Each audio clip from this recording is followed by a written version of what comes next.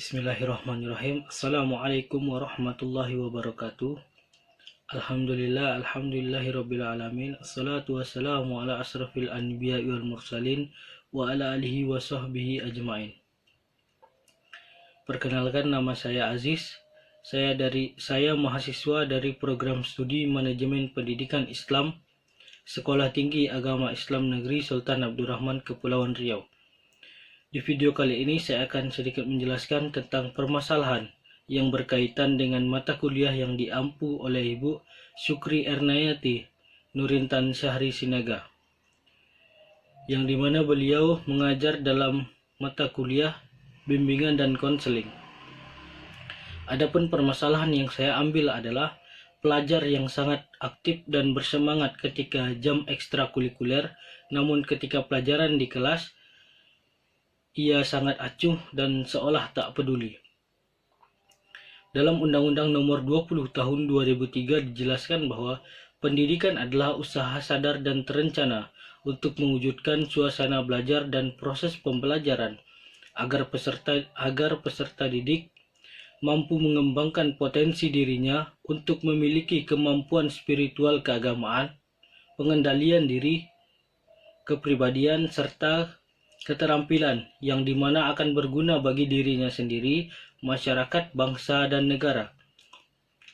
Pendidikan bertujuan untuk mencerdaskan kehidupan bangsa dan mengembangkan manusia yang seutuhnya. Maksudnya yang bagaimana? Yaitu manusia yang beriman dan bertakwa kepada Tuhan Yang Maha Esa, memiliki budi pekerti luhur, mempunyai kemampuan, memiliki pengetahuan dan keterampilan, sehat jasmani dan rohani, serta mandiri dan dapat bertanggung jawab terhadap hal apapun.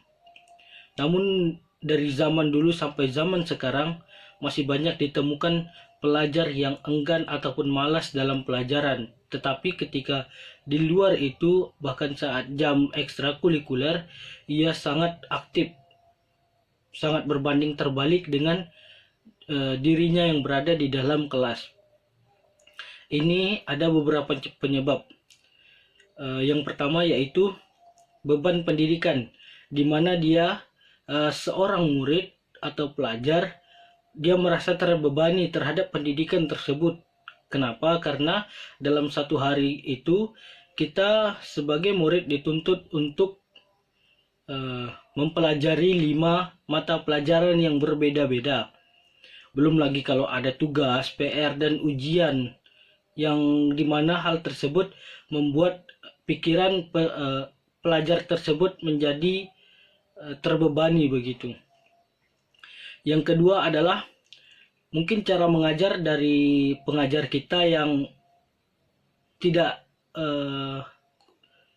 sesuai begitu. Misalnya hari ini kita belajar membaca buku, besok membaca buku, besoknya lagi membaca buku. Tidak ada inovasi sama sekali. Itu yang kemudian menjadi alasan siswa sangat malas belajar ketika di dalam kelas gitu. Mereka itu butuh sesuatu yang baru. Kemudian adalah mungkin siswa yang enggan atau malas belajar dalam kelas, dia memiliki masalah pribadi. Ya, bisa dikatakan kebanyakan itu yang bermasalah itu yang broken home. Jadi dia melampiaskannya ketika di dalam kelas itu, dia meluangkannya dirinya itu seolah-olah dia ngapain belajar di rumah aja kayak gitu, di sekolah udah seperti tidak penting lagi begitu kan.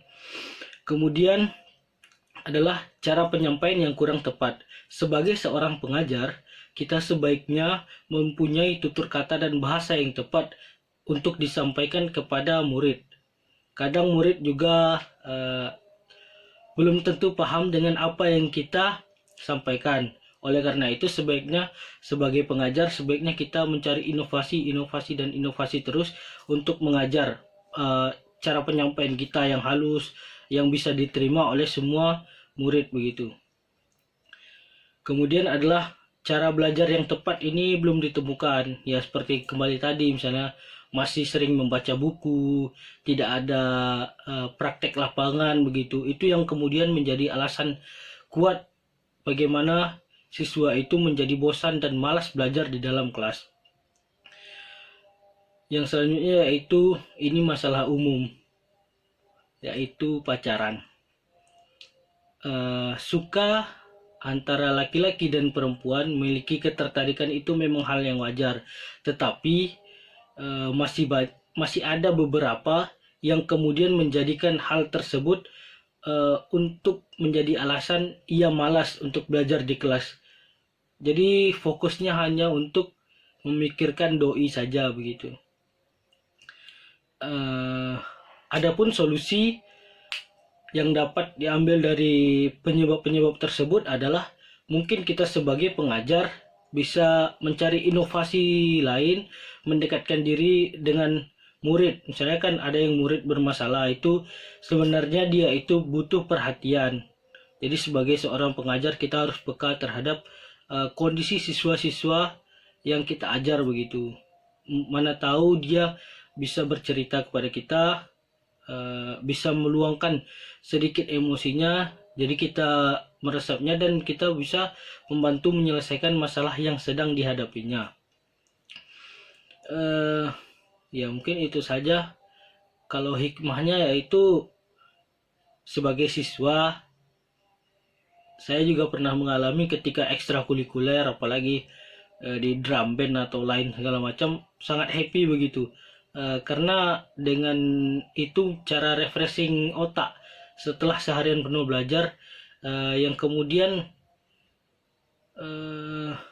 dalam untuk kegiatan selanjutnya menjadi lebih bersemangat, karena kebanyakan sekarang itu setelah belajar muak gitu, setelah belajar terus tidak ada refreshingnya. Jadi untuk kedepannya itu lebih baik kita dalam proses belajar mengajar menciptakan suasana yang edukatif dan interaktif antara siswa dan guru begitu. Mungkin itu saja yang dapat saya sampaikan. Terlebih dan terkurang mohon maaf. Wabillahi taufiq hidayah. Assalamualaikum warahmatullahi wabarakatuh.